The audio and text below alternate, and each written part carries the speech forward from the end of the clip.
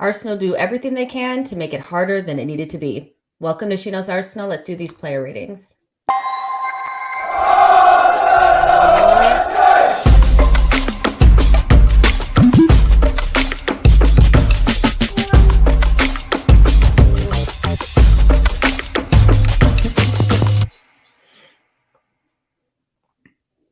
Hey guys, welcome to SheKnowsArsenal. My name is Jessica. I'm your host. You can follow me on Twitter at JessieKnowTweets as well as at SheKnowsArsenal.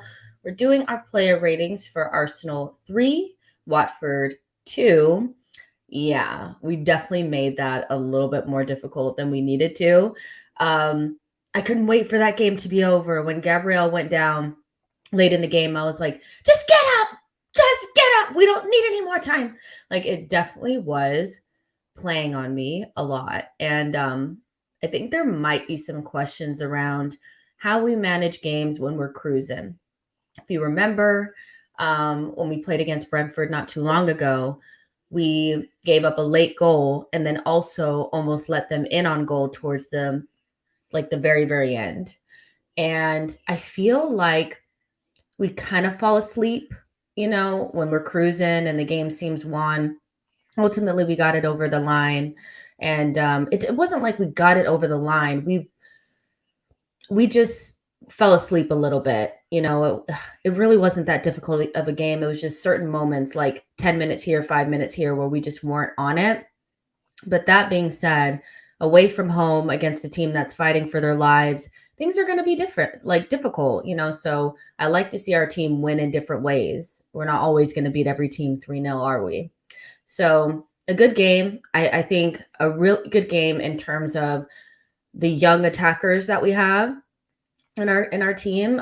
In particular, Bukayo Saka. I mean, he was unplayable today. He was everything you want him to be. And the funny thing is, like I would consider a bad Bukayo Saka game the game against Wolves, the last game that we played.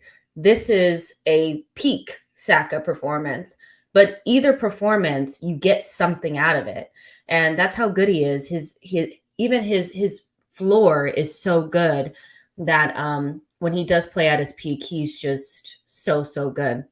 And there were some other good performances, some not so good performances. I'm sure that this is not going to be a straightforward, everybody gets an 8 or a 9 player ratings. We definitely have some things to discuss. So make sure you like the video, subscribe to the channel, get in the chat box. Let us know what you think. I'm going to bring Souls in. Hey, Souls. Hey, how you doing? I'm good. I can't complain. We win, so that's great. I'm very interested to watch this game back because I do think that there are some. Roy Hodgson is no dummy. Okay, like he may be old, but he's been around for a long time, and I think there was there was an emphasis from their team to attack our left-hand side. And I think that's definitely something that we need to look at, because if Roy Hodgson is seeing it, everybody in the league is seeing it. And I have to be honest, when we get to the players that played on the left-hand side, I do think that they either need to shape up or just get better, because I was not impressed by the players that played on that left-hand side, in particular, like in the middle part of the match. I just thought everything was like so clunky on that side. Was there anything that stood out to you about the performance today that you're like, okay, we might have to have a longer conversation about this? Yeah, it's the left-hand side for me. I mean, people are going to say it's an agenda or whatever, but I've always said Gabriel and Tierney can't defend crosses.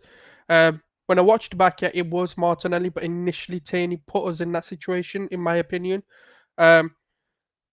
It's funny when you bring it up, because in the match I was kind of thinking about it, and I was like, okay, ignoring when Tomiyasu played, because we know Tomiyasu is a very good defender. He's not maybe as attacking. So I was like, okay, now we've got Cedric, who is considered to be a weaker option. But in the games he's played, no one's targeted him.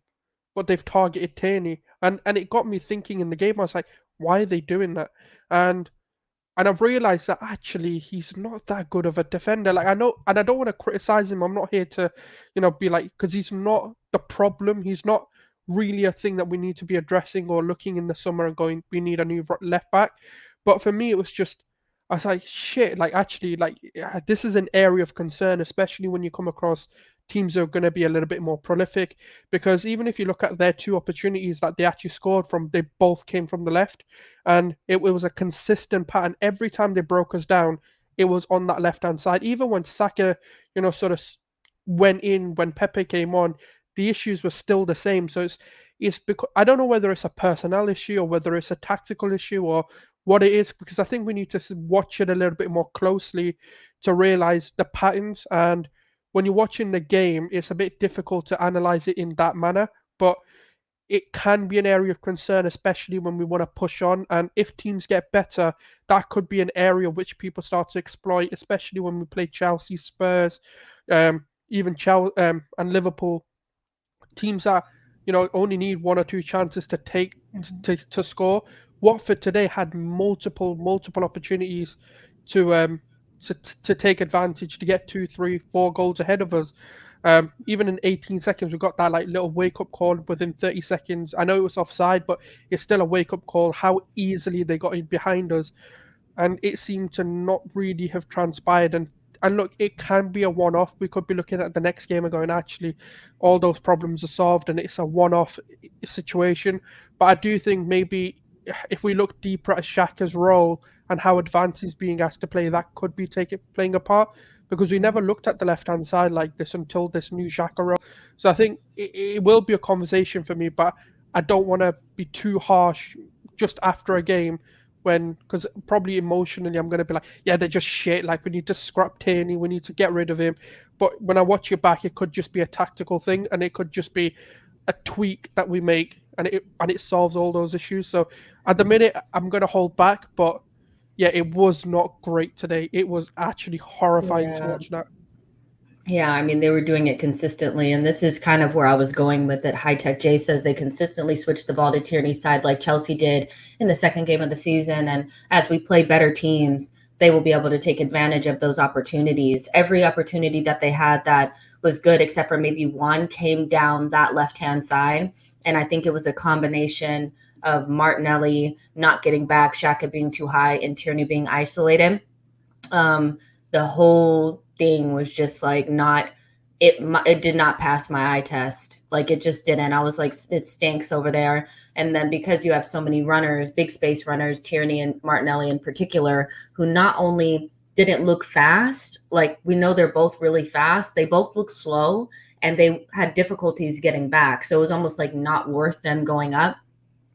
And then they just don't offer much in terms of what we're doing on the ball. Because when you watch Odegaard and Saka, they can flick, they can do wall passes, they can dribble past a man, they can switch the ball, they can do a lot of stuff. Tierney and Martinelli are very much head down, get past your man and do something. And so I do think there's a little bit of a balance off there. But let's go ahead and get started. Please, Man City, do what you're supposed to be doing. Don't do what you did against Spurs. Like, I literally am looking at them like, come on now. Yeah, I was gonna say, if I'm not looking somewhere, ignore You're me, looking because at the I'm watching. game. Yeah, I'm watching the game as well. So Yeah. No worries. No worries. So let's start off with Ramsdale, who I thought had a shaky game in possession in particular. I think he came out and claimed crosses well and was anticipating, what they were trying to do, kicking the ball over the top and stuff like that. But he had 2 moments on the ball where I just thought, we're up 3-1. You don't need to try to force yourself into the storyline of this game. He needs to learn that sometimes we don't need you. We just need you to do something simple. We don't need you to do something special every time you touch the ball. And so Ramsdale really pissed me off today, because I just thought, one of these mistakes that you make and then all of a sudden it's 3-2. Obviously, we had a 3-2 score line. But at that time, I was like, we're just under little to no threat. And you're giving them opportunities to get back into the game because you want to do something special. We don't need that from you. So Ramsdale, you could probably say he needed to do better for the second goal. It went underneath him. Ben White and him didn't do particularly well on the second goal. So I'm going to give Ramsdale a 5. I just thought, that was not good. Don't do that again. What do you think? I'm giving him below average today. For me, it was a 4. His distribution put us under pressure quite a few times. Just he wasn't picking a man out. He was kind of just, I don't know what. Look, it's a one game, and you can always give a Yeah. player one game, sort of having a bad performance, especially with how good he's been. So it's just one of those for me. Just shake it off, learn from it, move on.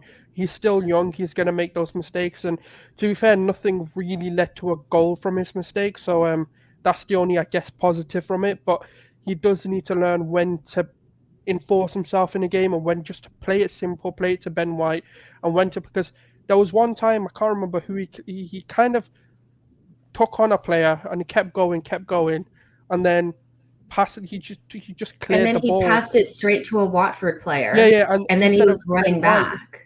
Yeah, and I was just like, what are you actually doing here? Like, He could I have just just didn't whacked it. understand.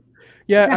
and it's disappointing. It's a 4 just because of how good we know he can be, and his distribution's way better than this. And for me, even though we've won, I've said it. I quote tweeted your tweet saying this is going to be a mixed reaction. There's going to be players who are going to absolutely get it today, but there's also players who I am going to praise. So it might be a negative start to this video, but it will get positive.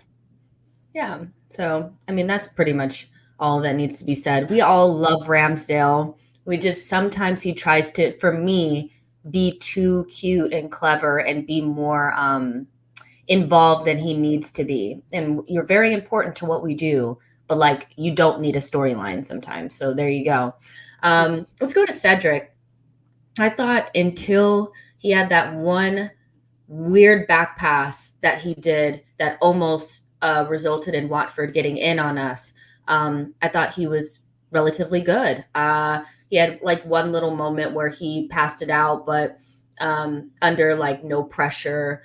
He had some little slips, all our players slip for some reason. I don't know if those are the boots or the grass or what, but I thought he was fine.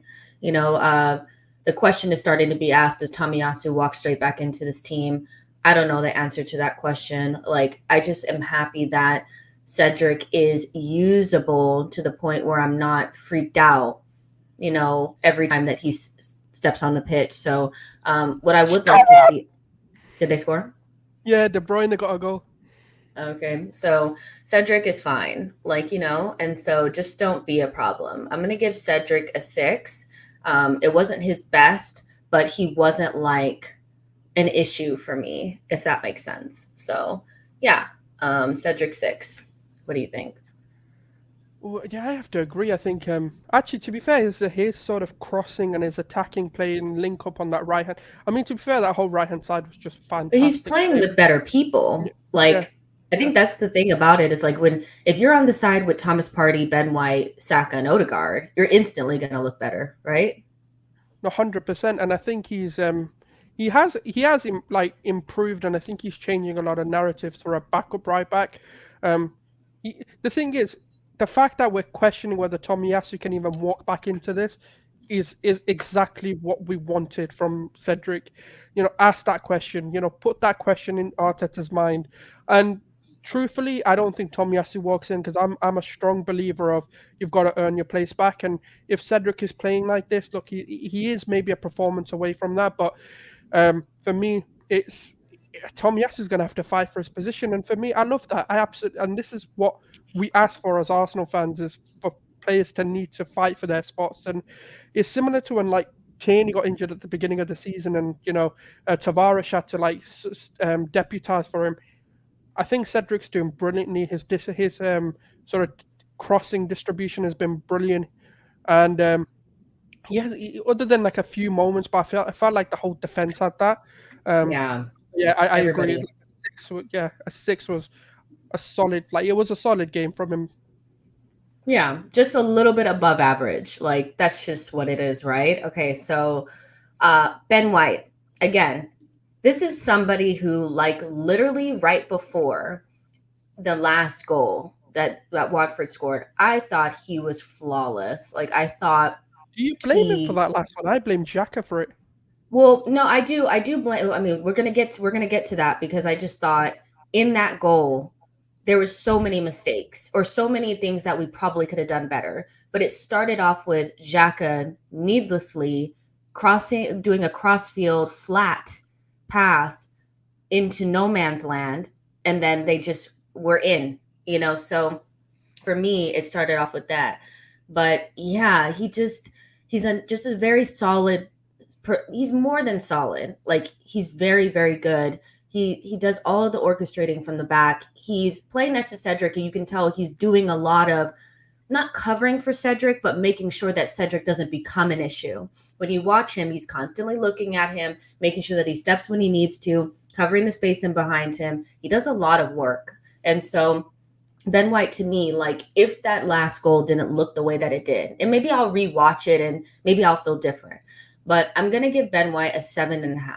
I just think he's just good, and it's becoming so obvious. Like, he's definitely one of our best players. He's up there with Saka and Odegaard, and that speaks volumes for somebody that was talked about so poorly before he got to the club. What about you? 100%. I even tweeted in the game, I think, Ben White's become our best defender. Out of the sort of back five, for me, this season, he's been the best out of the lot. Gabriel, I will get onto this, so I won't talk about him yet. But in terms of like White alone, I think there were so many, everything he had to deal with, he dealt with. And for me, I blame Xhaka for the goal, not White. Yeah, White could have done something, but Xhaka should have been a bit more aggressive when he lost the ball. He should have tried to close a man down. But again, it might be when I watch it back, I go, actually, I see where people are coming from. But I just feel like there's not you, Jess, but like generally on Twitter when I've seen it, there's a lot of people were hoping to say something about Ben White, and he just happened to be there, so people are blaming him for it. And I think that's just an opportunity a lot of Arsenal fans are waiting for, to kind of shit on Ben White again.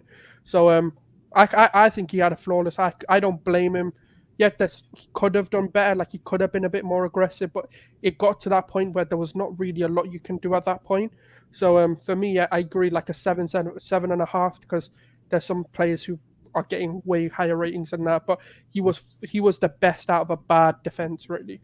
Yeah, for sure. And Tony's like, I can't ask more from Benjamin White, wifey status. He's definitely becoming somebody that, when I see people say weird things about him or trying to figure out ways to make things his fault, I'm like, nah, it's not, And I know that confirmation bias is big in the sport, and when you're on social media and stuff, it's like, I never wanted him, or I really was so negative on him when he first came. So anytime a goal goes in, I try to manufacture a reason why it probably was his fault. Like the goal that we gave up against Wolves, I saw a lot of people trying to force it into, well, shouldn't have been White. That goal was Gabriel's fault. Like, it just was, like, but he is wifey status is coming for Ben White. He's definitely up there. So 7.5, 7. Good performance from him. Gabriel, I thought he was very shaky. Like, I can't lie. Like, I thought he was very shaky when the game first started. There was just moments where, and then there's moments with him where I'm like, can you not put your foot through the ball? Like, can you not hit it hard? Like, because these little floaty balls aren't helping us. And so it's something with Gabriel where I think he does a lot of good things, but he also can be quite shaky. And at the beginning of this game, he looked like he just wasn't up for it for some reason. And so, I was kind of disappointed in Gabriel. I'm going to give him a 5. I thought part of the reason why the left-hand side wasn't good was partly due to him and just his overall shakiness, which didn't make sense. We're playing Watford, the confidence that the right-hand side has. I don't feel like they have the same level of confidence on the left-hand side. So yeah, Gabriel gets a 5 for me. No, a 5.5. He wasn't that bad, but he was shaky today. I didn't like what I was seeing there from him today. Yeah, no, I've got 2 ratings for him. If I'm just rating him in general, I'd probably say a 4. No, actually, if I'm giving a Gabriel rating from what I expect of him, I'll probably give him like a 4. I don't know. Like, I thought maybe my expectation was like, okay, he made that mistake, and he'd want to make up for it with like domination, like a dominant like performance. And to be fair, didn't see that from him. I didn't see a reaction from, okay, I kind of messed up at Wolves. Yeah, I know he reacted in the game and he became better as the game went on, but I just thought this would be a game where he's like, I'm back, like it was a one-off.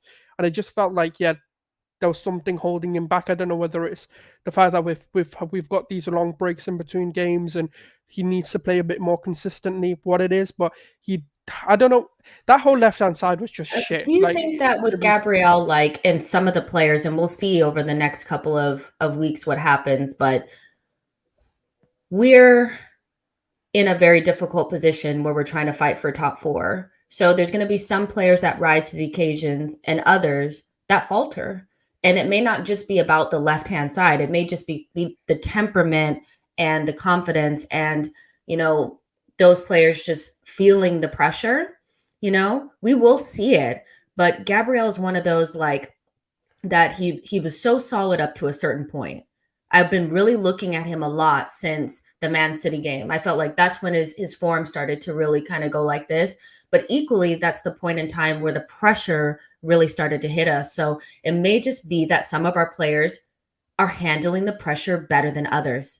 The narrative going into this game was you win the game, you go into 4th. And maybe some players just couldn't handle it. And maybe Gabriel was one of them. It could just be that.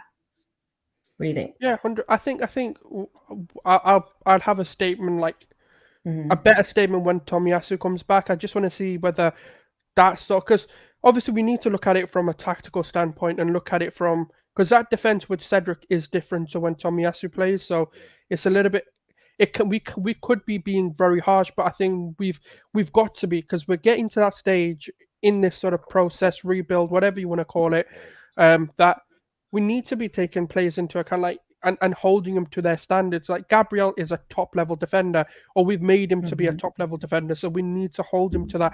If we start going, oh yeah, but it's fine, it was a 6, when in reality he was just not great today, then we're just accepting mediocrity performances, and we need to hold them to, I think, a higher standard than them.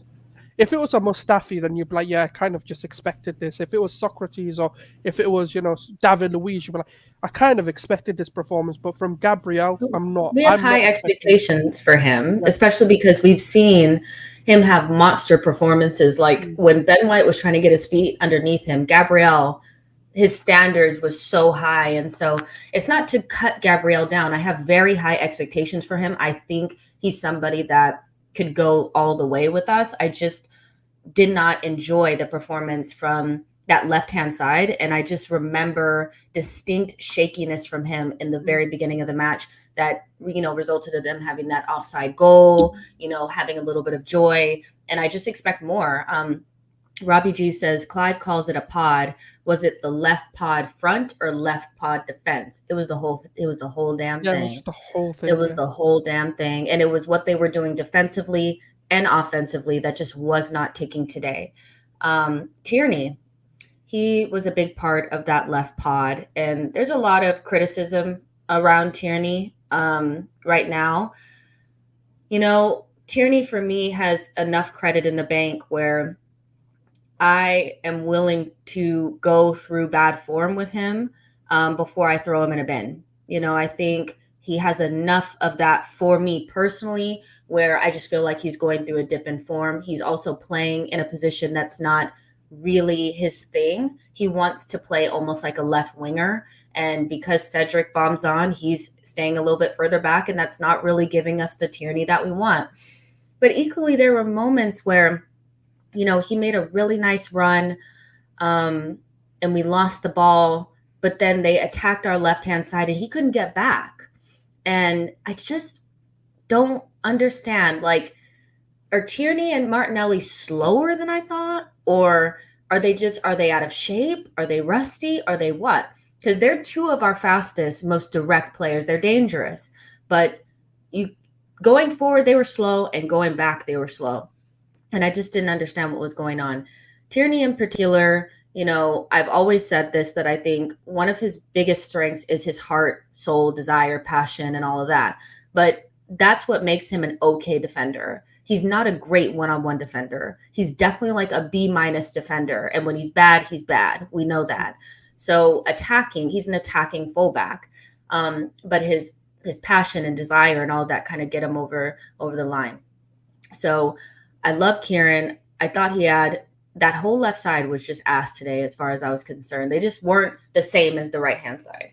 So I was harsh on Gabriel. I'll also be harsh on Tierney. I'm going to give him a 5 as well. I just thought, because we still won the game and we were dominant and they did some good things, but they need to shape up on that left hand side. I'm going to give them a 5. What do you think? No, I think with Kieran, I think a lot of recency bias is going to set in because people are asking for Nuno to play, and Nuno's no better. If you're playing him in this sort of role, he's not a better defender. He might be more aggressive in his attacking, but in terms of what both of them have to offer, they're similar. But Kieran Tierney's just a better player overall. So when you then bring in a Tavares, for example, you're going to see these sort of errors come up a bit more. You're going to be seeing a lot more exploitation on the left-hand side than we're already seeing. So I think a lot of people just jump to these conclusions without looking at what the deficiencies Tavares has. Am I saying he's a bad player or he can't improve them? No, but it's the same with Tierney. They're both young, but I just think sometimes we kind of get carried away because of what we're currently seeing rather than looking at actually he's got a bit more defensive responsibility, and Tavares is actually worse if we bring him in. Look at Liverpool when he was asked to defend. He just led errors to errors to errors to errors. So, it's not me hitting on one player to benefit another. It's just being real. When we get to, and this is the problem, and I can't believe Tomiyasu can make this big of a tactical difference, but he does at the moment just because our quality of squad isn't great. Our starting 11 is great, but then when you kind of bring in people, you have to nullify something or you have to tweak something to get them to be like Cedric, for example. You're having Tierney to drop in a bit deeper so Cedric can play better.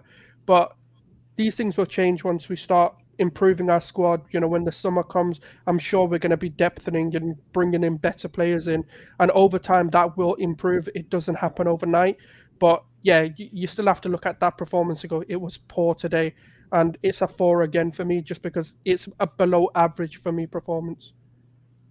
Cool. Yeah.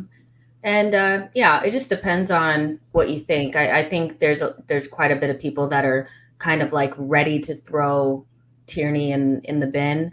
I want to let him, because our best period of the season has come with him in the team, and so whether he's exciting and bombastic and running up and down the touchline, we're better with him than we are without him.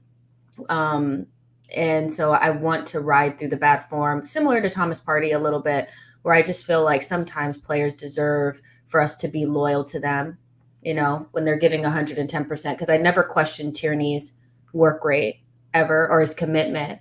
So there you go. But it needs to get better. Like it does need to get better on that side. I feel like when we get into the bigger games, the better managers with better, resources, better players to their disposal are going to exploit that left-hand side. They're going to. Like if Roy Hodgson can do it, Leicester will do it, Villa will do it, Chelsea will do it, and we can't have that. So I'm happy that it didn't cost us everything today, but it will cost us in the future.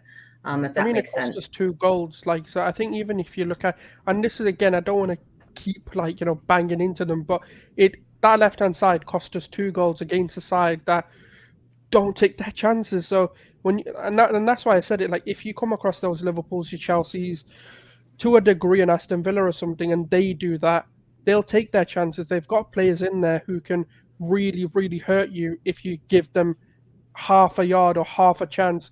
And that can be the difference between us making top 4 and missing out on top 4, especially with the games that we're relying on in terms of our games in hand. They've equalised. Great. Sancho, it had to be Sancho in it after Starboy put that performance in. I bet Sancho's going to go do a monstrous performance. We need to look at something. I think Arteta's definitely looking at it and looking at how we can solidify that at least, especially. But sometimes, what happens? Players raise their levels against top teams. Like, look at City's performance in contrast to any of the performances afterwards. So sometimes, a Kieran Tierney against a Chelsea, for example, or against a Liverpool could just become a monster just because of the occasion. So we have to hold stead and let Tomiyasu come back in and have that before we make conclusions to whether a player not necessarily finished or whether we need to improve on a player or go overboard on the criticism we give. Yeah, for sure. So that's the defense. We will move forward. Man City is like the worst team I've ever seen in my whole entire life. Like, honestly, relegate them. Like, But we they just need them to can't. win the zone. Yeah. They never show up. Like, they never show up. And I woke up this morning and I just thought, even if we make it into fourth and we win the game, there's no way that City is going to get all 3 points. It just never works out that A way. draw keeps us fourth. Huh? A draw keeps us fourth because of goal difference.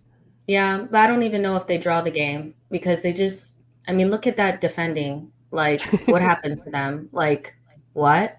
But then, Manchester United always have some really good individual players. That's a great ball from Pogba, and a super finish from Sancho. So if you give them a chance, they'll get you. I don't know what City is doing, but let's go to the midfield.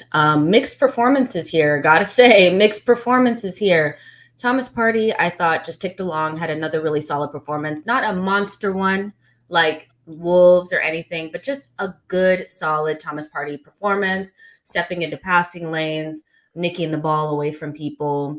Some really good quarterbacking from that deep central position. And I like that we've released Xhaka from that kind of role and let Thomas Partey do it because he can kind of do it all by himself. He doesn't need to win the ball and pass it to Xhaka so that he can pass it long. Thomas Partey can do it. And he's playing in this midfield alone, doing something where I just keep looking at Xhaka and I'm like, once we upgrade that dude, that midfield is going to be popping. Like, it just is. Like, it's going to work, So I don't think it was a monster performance, but sometimes I believe that, like, players don't have to have monster performances to be good. You step up when you have to in difficult games. And this was not really that difficult of a game, even though we made it that way. So I'll give Thomas a 7.5. Kind of like Ben White. I thought it was good, what I expect from him. What do you think? Not 100%. And it's annoying because obviously the solution to a lot of our problems is having Xhaka go deeper and just cover that left-hand side, but then he becomes a defensive liability. So we're obviously having Partey do that role where he's linking the play from defense to midfield to attack, and he's doing it superbly because he's athletic. He's got the ability to turn on a half turn and make a pass, and he's improving levels. From especially from the comments he made about himself and saying he's been a 4 out of 10. Ever since then, he's looked a different player. There seems to be a new life or a new lease of motivation in him, and this new role does suit him. Obviously, if we improve the midfield in terms of his partner or what we can get in that role, whatever mold of profile you want to bring in. But yeah, I thought he had a solid game. He did what he needed to do, turned it up when he needed to turn it up, and kind of just slowed things down when needed to. So yeah, it was a 7.5, just a good performance from him. And it's just more of this. Like, in games like this is fine, and we need you to step it up when we need you to. So yeah, I think it was just ideal. Exactly. So, I love doing Thomas Partey ratings like this where we could just give him a score, talk about how great he was, and move on. This is so much better than it was a couple months ago. All right. Granit Xhaka. Mixed bag. I think, okay, how do I say this? I think he's doing a decent enough job in a position that doesn't really suit him to the best of his abilities. But every time I watch him play this position, and in particular today, I thought, what could this person be? Because we're not squeezing enough juice out of that position. Because Martinelli was making runs inside his defender that Odegaard, if he was on that side, like a right-footed Odegaard would be able to make on that side. And Granit Xhaka can't make that pass. Like, he just constantly looked for, a pass backwards or a pass to Lacazette. he couldn't hit that inseam ball into Martinelli. And I think that's another reason why that side doesn't work, is because there's nobody really dictating play on that side and pushing Martinelli in. Like, he's not getting service. Martinelli's not getting decent service on that side. And so I don't know like what we do with that, because Xhaka it almost felt like we didn't need him again. You know, what did he do that was really like that we needed? Like, Thomas was running at the midfield at the base, and Odegaard was doing all the playmaking on the right. What was he doing on the left? He wasn't doing the playmaking. Yes, he dropped in and did some neat and tidy things, but ultimately I just felt like if we could get a better player in that position that can operate in tight spaces and hit that ball in between the lines to Martinelli, running in the way that Saka gets constant, service on the right-hand side, Martinelli doesn't look like he's having as bad of a game because he always makes the run. He's just not getting any service. So Xhaka was average today, very average. So, and also I found him to be so culpable for that goal, because it was just a silly crossfield ball that didn't make it. And at that point, we should just be keeping very easy possession and all of that. So I'm going to give Xhaka a 6, just right there with Cedric. But no, I'm giving him a 5. Sorry. He has to get a 5. It was just really just not good enough. I wanted to be nice to him, but I'm giving him a 5. It just wasn't great. Everybody on that left-hand side was just booty. What do you think? Yeah, by the way, De Bruyne has doubled his goal tally, and well, how about you guys defend? Defend. Just ring Arteta. He knows how to close games out at the minute. So if you need any advice, Pep. It looks like Pep was the cone man, innit? It looks like Pep is becoming the cone man for Arteta now. I'm joking before anyone clips me and thinks I'm being serious here. Now, I think with Xhaka, right, he was just a liability. It was just a typical 3 years ago Xhaka performance where every time he touched the ball, I was like, what are you gonna do now? Like, are you gonna cost us a goal? You're gonna do something good? Like with Xhaka, I just don't know what you're gonna get. It's that sort of feeling you go into a game and you feel about Arsenal, like which Arsenal are we gonna get? And now I'm starting to ask the question, which is Xhaka are we gonna get? You can get a Xhaka who is really good and dictates and can be very vital to the way we play, and then you can get this Xhaka where I don't know what it is. Sometimes I think he becomes very complacent once he has a few good games and the heat is off him. But the minute we start like criticizing him, or he gets that red card, or something major about or controversy around him, occurs, he seems to become a player that's like, wow, that's what we need a partner for Partey to be. And then he does this after a few games, so he's quite an annoying player, to be honest, because he can do better. Like, he's shown he can do better, but he's just not consistent with it. And for me, I can't look past the mistakes. And for me, he cost us. That second goal was his fault, in my opinion. And again, I'm going to give him a 4. Like, I know it sounds harsh, but that left-hand side's not going to get a lot of praises from me today. So I've got to give him a 4 as well. Just wasn't up. I hope it's just a one-off and he comes back the next game. And but the thing is like, okay, so the point of this is not that he was bad, but that position could be played much better. 100%. We're just not getting the same level of productivity from that side that we do on the right, in my opinion. Like, that's just, Captain Joke is saying that Xhaka has more assists to Martinelli this season than anyone else. This narrative needs to stop. Martinelli hadn't scored a goal since Leeds. That was in December. And Xhaka did not get the assist to him today. So what you're basically saying is they've been ineffective. That connection between Xhaka and Martinelli has been ineffective since December. It's March. You know what I'm saying? Like, it's not producing enough, like, as far as I'm concerned, because when you watch Odegaard and Saka, that thing is cooking. And when I watch Xhaka, when he's further back and he receives the ball and he can have time and space, he can hit that pass in between the seam. But as he's a little bit further up, he can't, because he can't maneuver.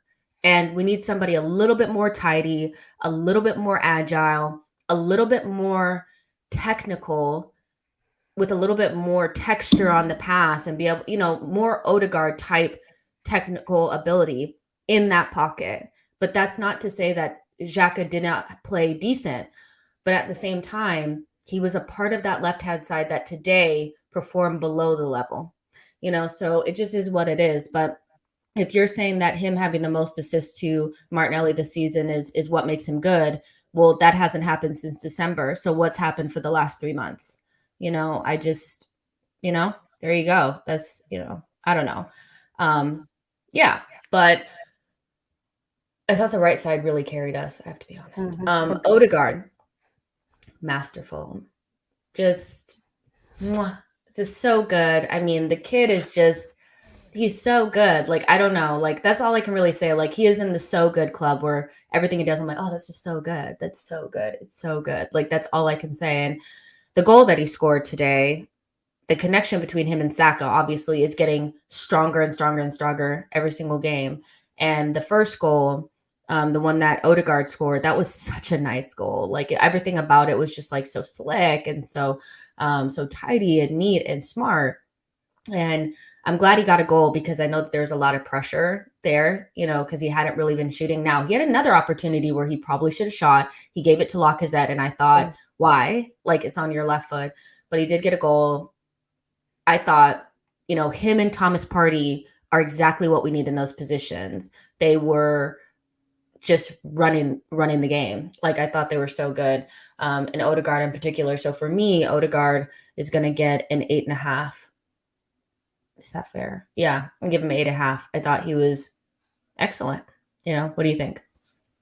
100%. I'm just glad I don't have to argue with George again. Like, me and him have just been head clashing about Odegaard and how good he can be, and whether he's the right man to sign for £30 million. I mean, this guy's been a revelation to everything we do. And for me, my head keeps changing whether Saka or him are our most important players, and that's kind of good to be in a situation like that where we've got two people who are just absolutely vital to the way we play, and he's gifted. He's a phenomenon in football, and there's not many that come with it. And the thing is, the reason why he doesn't get the praise he does is because of how simple everything he does is. Like that flick, for example, is elegance. It's just he just knew like what to do, and it's one of the key reasons why Saka's having the season he's having. He's the highest goals and assists for any under 21s in the Premier League today, and that goes to show like how quick Odegaard is moving the ball to him and allowing him to kind of evade space and supporting him in that role as well. For me, it's so hard between him and Saka who's man of the match, because I just thought they were just equally as good as each other. Obviously, Saka may edge it for a lot of people because of the goal contributions, but for me, I think it was Saka. Everything he did. Yeah, but like for me, I just think Odegaard was just as effective, but he just didn't get the assist of the goal. Well, he got the goal, but he didn't get the assist numbers and stuff. But it's I don't know. For me, I'm gonna give him a 9. I just think he's it was funny because George questioned, can he score goals? And then he goes, he gets a goal the next game. So I wish George was on here so I could actually say that to him. But no, it's brilliant. I think he's becoming his own player, and technical ability, leader. I think he's dictating a lot more, which is why we're so good. And obviously, like you said, once we can sort that left-hand side out in terms of bringing a player on, is exactly what we need. And I'm quite happy now because we've finally solved the creativity issue. And once we get sort of a target man in and we get that striker in, you could be seeing a lot more in terms of just goal contribution from Odegaard.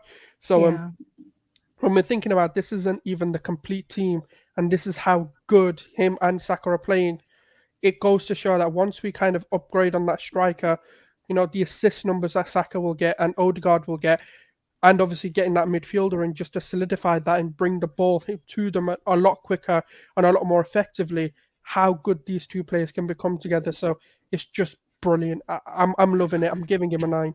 Well, they're showing like I want to be careful about what I say. They're showing flashes of elite play.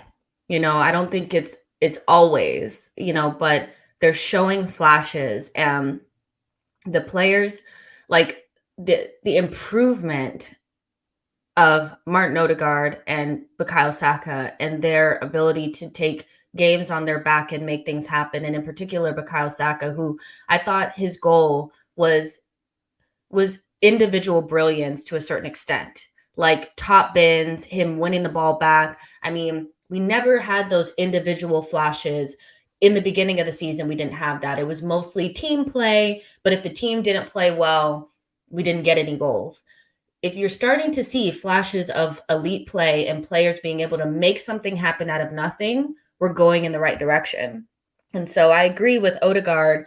Tony said it, like Odegaard is like man of the match 1A, because he was doing so much. But it's, we're going to give it to Bukayo Saka because he had the goal contributions. But yeah, he had an insane game today, and he's just adding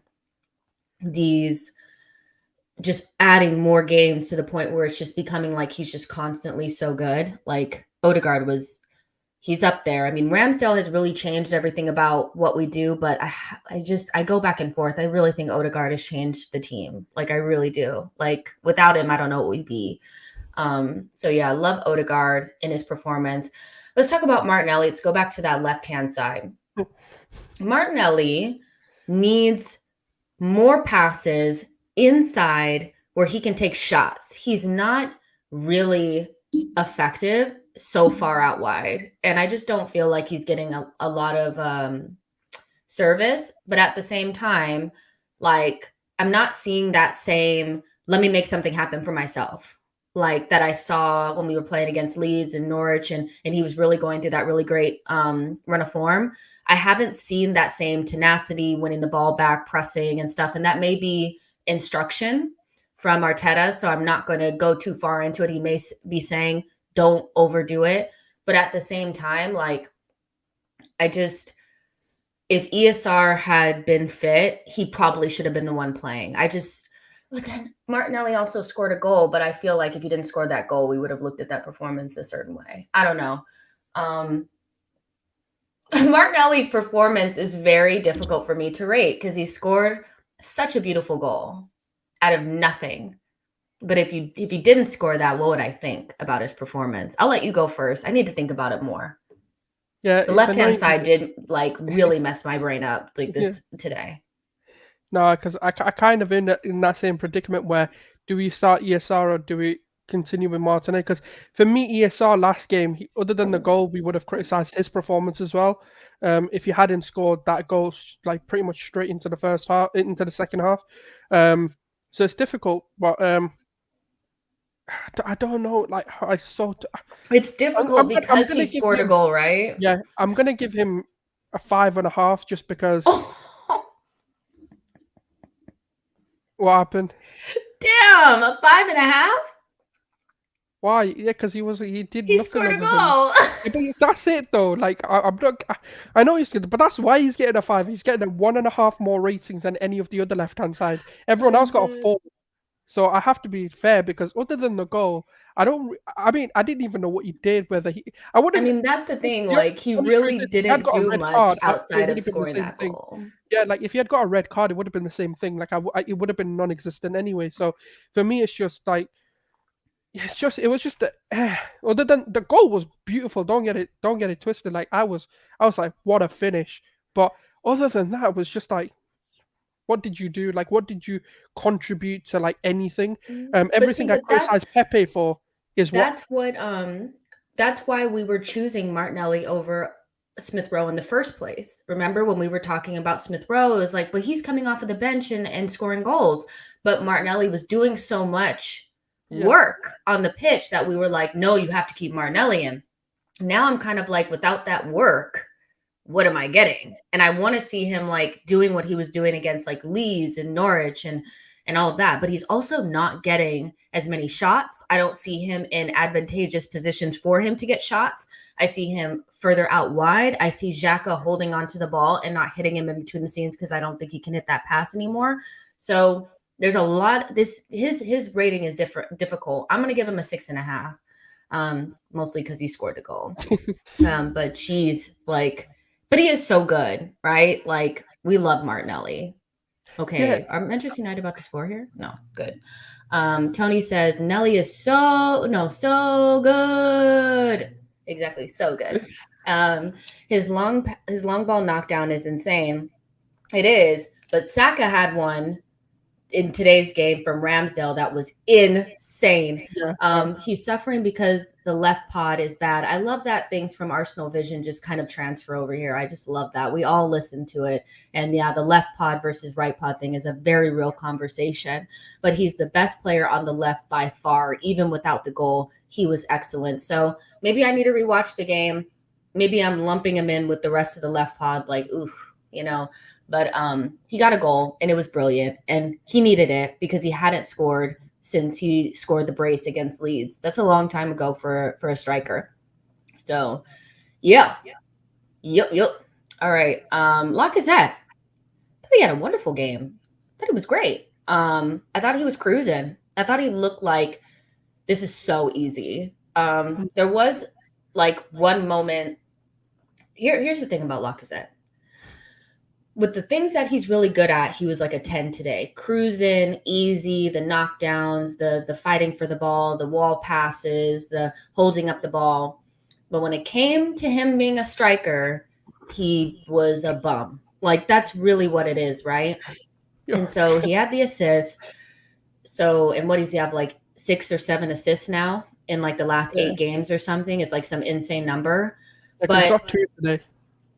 Yeah, but when he gets in the box to shoot, he either tries to manufacture a penalty, which the one that he tried to get was so pathetic. I mean, he just kind of like fell to the ground, like, and I was just like, yo, like, you need to stay on your feet. Or he just does like a very weak shot, like the one that Odegaard probably should have shook himself and then ended up passing it to Lacazette.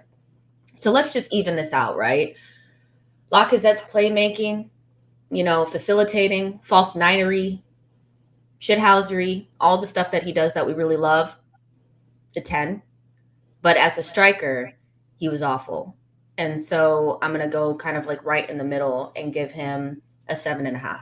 I thought he had like a 10 performance doing the stuff that we love him to do. But when it came to being a striker, he just let us down. He needed to get more shots. He needed to back himself.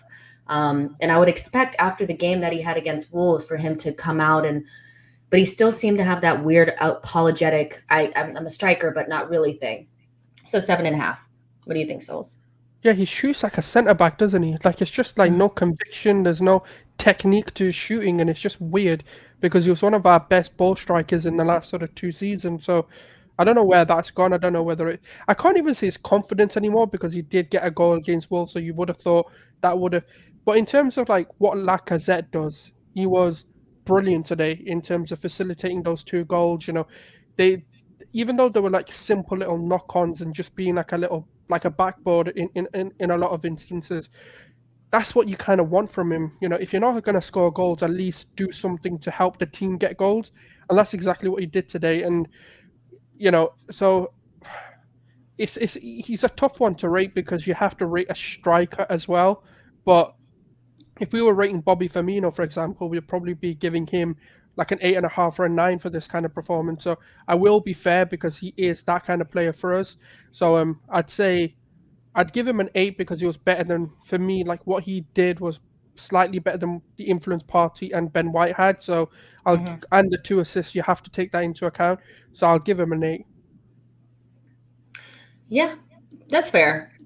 Tony says 7.5 is fair. Laka was good doing false 9 stuff, but his real 9 stuff was mad. And that's I'm gonna rate him like this for the rest of the season, because I do feel like with the players that we have and the youth that we have in our team, if they are inconsistent, which sometimes they are, we don't have Salah and Mane. We have Saka, Martinelli, and ESR.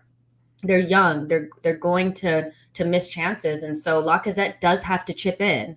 And just the lack of confidence that he has in front of goal is scary for us, for me going into this part of the season. I prefer him not try to manufacture penalties. I'd prefer him to try to take the shot when he's inside the box and to work the keeper. But other than that, I thought he was really, really good with the stuff that, we love him for, and ultimately the reason why the team ticks, so I can't be too harsh. Let's see. The Truth Sets Free says those assists were such class. He reads the game better than anyone. He did a really good job. Oh, the other thing I will say, and I know we'll talk about Arteta, is that I think Lacazette should have stayed on. Because once Pepe and Nketiah both came on and we started to lose control of the game, I thought we lost all control of the game once Odegaard and Lacazette came off the pitch. Then it just kind of became a bunch of players just like totally clicked off. So I think Lacazette should have stayed on for the full 90, just to keep somebody up there that could hold the ball and make the right decisions in possession. Because some of them I don't know what they were doing. I really don't. But that's just my little 2 cents there. But he was good.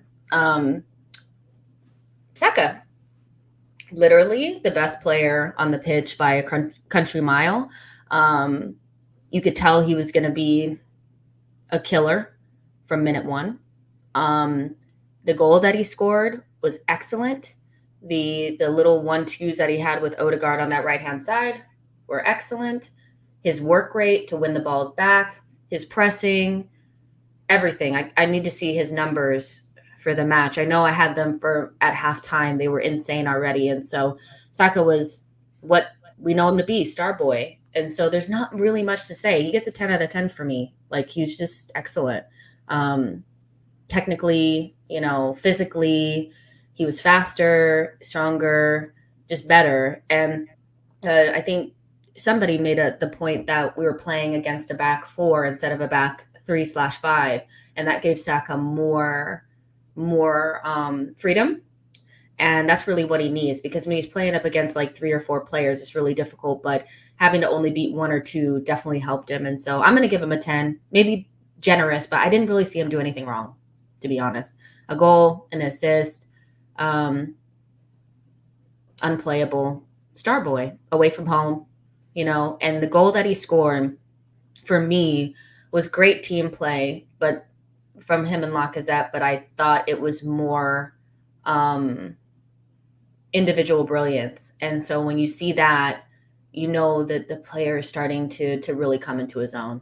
So yeah, I'm going to say Saka gets a 10, man of the match, 1B. Tony says Saka, man of the match, 1B. Needs a triple team to defend his insane Nelly-style knockdown from the Ramsdale pass. Yep. GNA, 11 out of 10. What do you think? Yeah, no, 100%. He was in his element today, and this is why he gets double, triple team, because when you don't do that, which Watford didn't do today, it was probably the only part of their game plan I didn't understand. When you're looking at the way they set up to players, the fact they didn't really double team him was a bit confusing to me because of how good he is. And this is exactly what happens when you give him time and space. You know what it is? I don't want to say it, but I will say it just because I'm shameless like that. But he shows levels of Mbappe and Haaland, but he will never be considered in that conversation just because, well, he plays in the Premier League. But when you look at like Mbappe gets, the praise he does and the team he plays in, when you give Saka a striker that can score goals, you're going to see assist numbers go off the roof. You'll be on double figures before you know it because of how creative he can be, the amount of chances he can open up. And for me, like, bring in a striker that can score goals, and you'll probably see a lot more goal contributions and a lot more. Because what that does, right, and I'll tell you why I say that, because if you bring in, like, let's say Vlahovic did come in, that's another problem for defenders to focus on. So they can no longer afford to double team or triple team him. So that gives Saka the freedom to be able to play his game. So, yeah, no, today was just brilliant. It was fun. This is like statement Saka performance, and for me, it's a 10-10 performance. There's nothing I can look at and go, actually, you did this, or you could have improved on this. This was near right a perfect performance that you could ask for. Every single time he touched the ball, he was skinning the players. He was ripping them apart. They were like, can we just forfeit the game at this point because we just don't want to play against him? And for me, he is phenomenal. Like, we're just lucky we didn't have to pay for him. Yeah, and for players aged 21 or younger this season, he has the most combined goals and assists at 13. Emil Smith Rowe has 11, and he's second. And then So that just Martinelli's shows. like fourth, isn't he? Yeah, Martinelli's fifth. Fifth, sorry. Yeah. Michael Lisa is a little bit ahead of him, but the thing about that is just there was a moment in time where Bukayo was showing all the signs but didn't have the end product, and he definitely has it now. And I agree with Souls 100% hit when we get a striker that can put the ball in the back of the net, he'll have more assists as well. It's just we don't have that person that's going to put his head on the ball, that's going to make those runs. A lot of times Lacazette's stagnant in the box. And so once we get that player, I feel like Saka's numbers will go up, but just naturally, the way that he took the shot today, and then the shot that he had against Brentford, he's cooking, you guys. Left side, right side, outside the box, inside the box. I mean, he's just getting so much better, and he's getting bigger too, which is kind of like, okay, so what is he actually going to be like? Because he's like 5'10".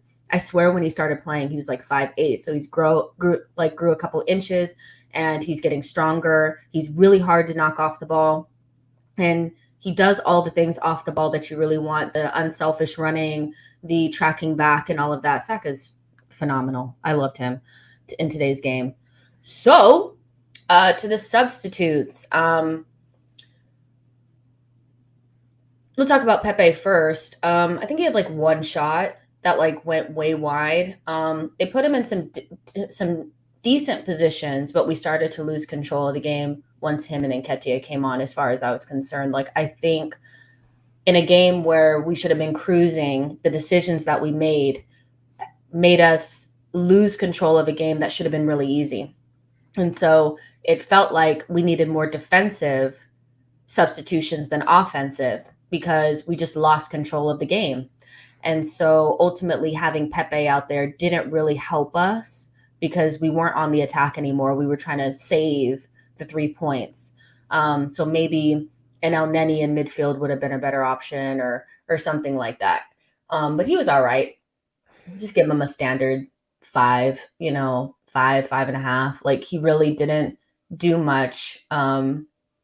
But also I thought Lacazette should have stayed on. I thought just having both of them out there with no Lacazette, Eddie and Pepe, we just didn't have any control. And so it just didn't make sense to really have them out there. But yeah, Pepe for me just gets like a 5.5. Like, he didn't do bad, but he didn't really affect the game.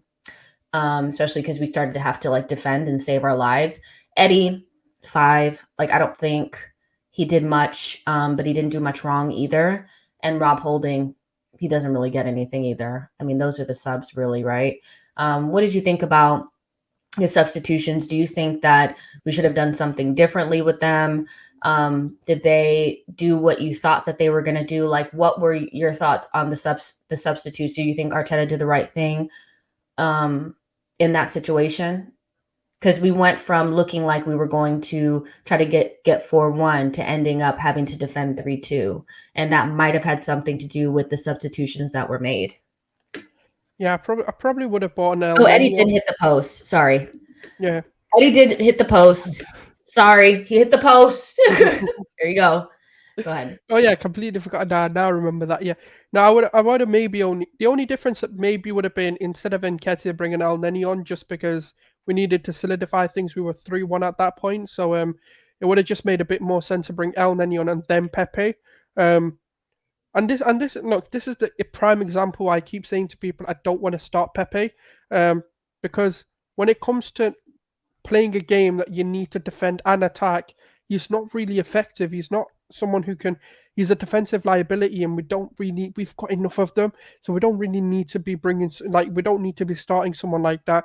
But when you need a goal, then yeah, 100%, that's the man to bring on. And sometimes, you know what, having players that can be impact subs is a brilliant option to have as well.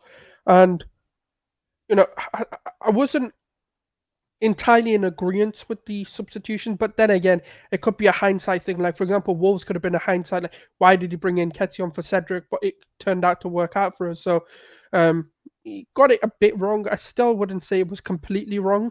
because we don't really have a bench that you can sit there and go, oh, we've got so many options. Like, who do we bring on? It's just there literally is like 3, maybe 4 players. Like the only other player that could have come on is El Neni. So there's only 4 players in reality who can come on and do something. So they didn't Yeah, do anything.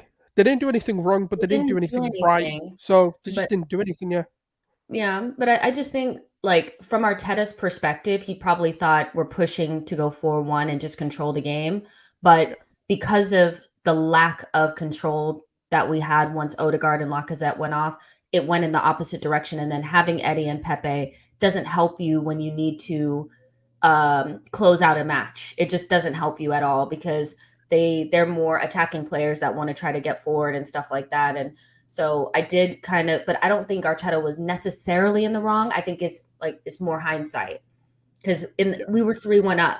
You know, nobody would have thought we would have ended up like, oh my gosh, like, you know, are we gonna give it up? So yeah, I would say Arteta did a good job. I mean, it was pretty straightforward. He actually had like almost like an assist for was it Saka's goal, where he threw it. He gave them the ball really quick.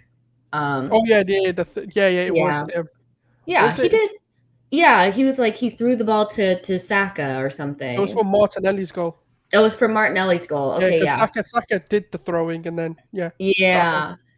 So he was, yeah. So I thought he did a good job. I think when I look at the substitutions for me, it's in hindsight. Because at 3-1, you do bring in Pepe and them. Like you don't think you're gonna need to play a back five against Watford in the final 10 minutes of the match. You don't think you're gonna lose that level of control. Really, Xhaka and Thomas Partey should have been able to do it, and the defenders should have been able to do it, but they just, they didn't have it today. So I mean, Arteta passed today. We needed to get into the top 4 and we did it. And we're having less conversations around being able to take advantage of situations than we were a couple of months ago, where it was like every time we had a chance to move into the top 4, we couldn't do it. I think this is the second time that we've taken advantage of a situation when it was difficult. So Arteta did fine to me. He passed, 7, 8, it wasn't a difficult game, but he did a good job. We didn't bottle it, you know. What do you think? Not 100%. It's easy to kind of look at that Wolves performance and performances of past and give players, an opportunity because Pepe, for a lot of people, does well in their eyes deserved a start today, and he stuck by it. And to be fair, the players he stuck by gave him a performance. Yes, that left hand side was a little bit disappointing, but I don't put that down to the manager. I just think it's one of those where it might have been an off game, but there's nothing you could have done better because I mean we scored 3 goals. The only thing was looking at those 2 goals and whether you blame that down to Arteta or whether you think the players need to take responsibility. And today it was a player responsibility thing. It wasn't tactical. It wasn't, something which Arteta could have tweaked in terms of, it wasn't like he put 2 in the back when we were attacking and left us exposed. It was just shit defending really and just mistakes that cost us. So, yeah, it's an 8-9, and I think he has turned that mentality around. Um, Capitalize on the opportunities, and he's not playing around with the team too much. He's not tinkering. I think he knows his 11, or I say he knows his 13, should I say, because ESR can come in and maybe a Pepe can come in, into that starting 11, and that's about it really. So I think it was brilliant. Tactically, I think we were good.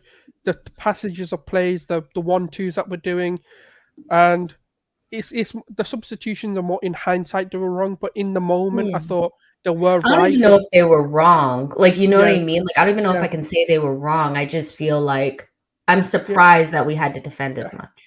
No, 100%. So I'd say like an 8 or a 9, Mhm. just because of the overall like how we're playing. And the thing is, we're not dropping the line anymore. And I know Arteta wasn't at fault for this because he kept saying it after every like sort of game in the press conference, saying I'm not telling him to do that. So the fact Oh, that yeah. he's instilled that confidence in them to keep playing the way they are. And even when that sort of wake I call it a wake up call, that offside goal that happened within. We still didn't drop our tactics. We didn't like throw everything out the window and start defending for our lives and dropping that line because oh shit they got through so quick. We still kept somewhat composed. Some players did lose a bit of composure, but I hope it's a one off and we move on from those shaky moments and we just learn from them.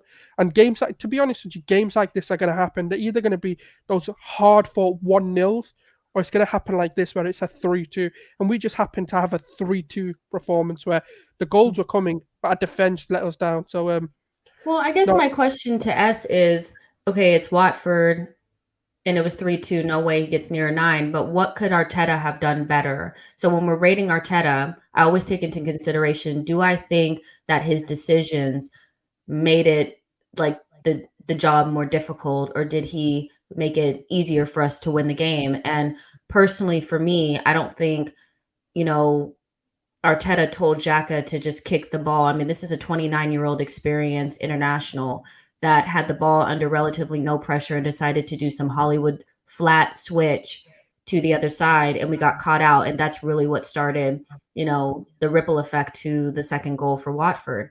The first goal that Watford scored was a fair enough, like a very good goal that you're kind of almost have to just swallow because it's so nice.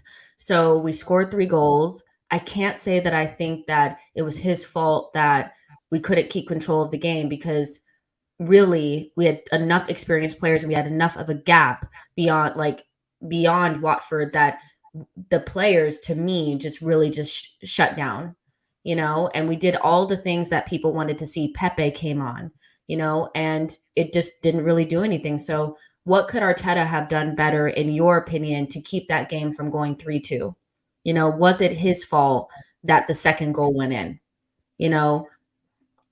I'm not sure that I really think, like, in hindsight, because now I see that the team couldn't keep control, I wouldn't have subbed off Lacazette. I would have kept him on, or Odegaard. But now it's kind of like Xhaka and the left-hand side, that's on them, It was a series of errors, that second goal. I don't really know if any of the substitutions could have. I mean, all that could have changed is Xhaka not being on the pitch and doing what he did. That's the only thing. If you're gonna blame that on Arteta for not bringing Xhaka off, it's a bit silly in my opinion. It's just a bit like you're picking at holes to criticize a manager that didn't do anything wrong, in my opinion. It wasn't. It was just that stupid pass that he didn't need to make. That led to that goal. And the first one, it was just, well, what can you do? The only thing I felt was stopping that cross from coming in. We could have been a bit more aggressive in our defending to stop the cross. But once that cross came in, there was nothing you can do. Like, it was just a freak of, well, not even a freak, it was a brilliant finish. Like, overhead kick, spur of the moment. A lot of the time when you're facing away from the goal, you're expecting the striker to maybe take a touch or not just spring on it like that. So credit to them, it was a brilliant finish. And this, I don't know. I mean, bring Elneny on, but are we really going to start like criticizing his tactics that won us the game in the way that it did, just because? I mean, we created enough chances and we really dominated them. And I think, like Lionide says, we totally dominated them, but it was still a narrow win. And I feel very similarly to this game that I did with the Brentford game that we played a couple of weeks ago, that us shutting down, and this is something that needs to be diagnosed and ultimately fixed, is when we're cruising in the match and we're winning, because in that match we were winning 2-0 very easily, and in this match we're winning 3-1 very easily. How does the game end up having a gap of only 1 goal and us defending like in scary moments towards the end of the game? What is that about? Because those were 2 easy games where if you look at the statistics and your eye test tell you that we were dominating both matches, but results-wise, it was way closer than it needed to be. And so we don't need to have 10 minutes at the back end of each game that we're cruising in, making it more difficult. So that is something that they need to look at, because it's happened twice, but we've gotten away with it, which is fine. So that's the one thing that my big takeaway from today is that in closing out games will become more of muscle memory as we do it more. I think it's just young players learning the pressure and all that kind of stuff. But ultimately, you expect your Granit Xhakas not to just do blind switch passes, when we don't have any pressure on us, like, you know what I mean? So there you go. But let's go ahead and get going. I know everybody wants to watch the second half of the Manchester derby. Hopefully Man City just do what they're supposed to be doing. I cannot believe them sometimes. Like, it's like they have an issue. Like, I just don't get it. But we'll talk more this coming week. Make sure you guys like the video, subscribe to the channel, share with a friend. Follow Souls on Twitter at GoonerSouls and me at SheKnowTweets and at SheKnowsArsenal. Thank you guys so much for joining us. I really appreciate it. I know there's other things going on and you guys want to watch the game, but it's nice to know that you guys showed up for the player rating. So thank you so much and enjoy the rest of your guys' day. Up the Arsenal. Bye, guys.